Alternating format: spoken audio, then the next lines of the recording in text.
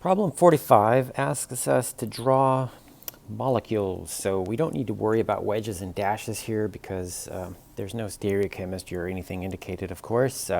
Just line drawings are what they're looking for. And when you look at an IUPAC name, you always want to start from the ending and work forwards.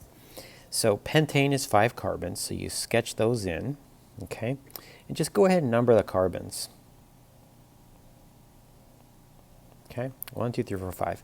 Now look at the carbon atoms that we need to stick some things on. Carbon 2, and then carbon 4. And we have methyl groups, 3 methyl groups. So carbon 2, place 2 of those, and carbon 4, place 1 of those. Okay, so that's the molecule.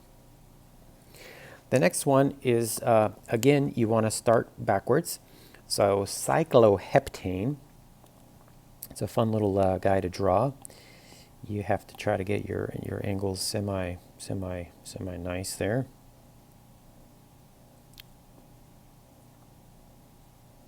I'm not very good at the 7-membered rings. Number the carbons. Okay, and we have 4 methyl groups. 1, 2, 3, 4. So put a methyl group here, here, here, and here. So that's the molecule. Okay. This next one is a bicyclo system. So we have a bicyclobutane. Remember, butane represents the total number of carbons in the bicyclo. 4 represents the total number of carbons in the bicyclo system. So I start off by drawing, two dots, okay, which are my bridgehead. You're always going to have 2 carbons there, right? And then there's 1 carbon that connects one of the bridges, right? So that's 1 carbon. And then you have another carbon, okay? And then you have 0 carbons.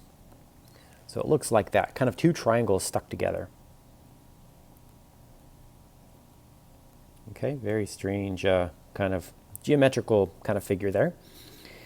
And then we have 4 ethyl groups, okay? 4 ethyl groups, 2, 2, 4, 4. So to number this, remember you go 1, 2, 3, and then you just go around and then you number like the bridge, but the bridge is 0 carbon. So these 2 bridges are 1, 2, 3, 4. So yeah, so we put 4 ethyl groups, so 2 on carbon 2, all right, and 2 on carbon 4.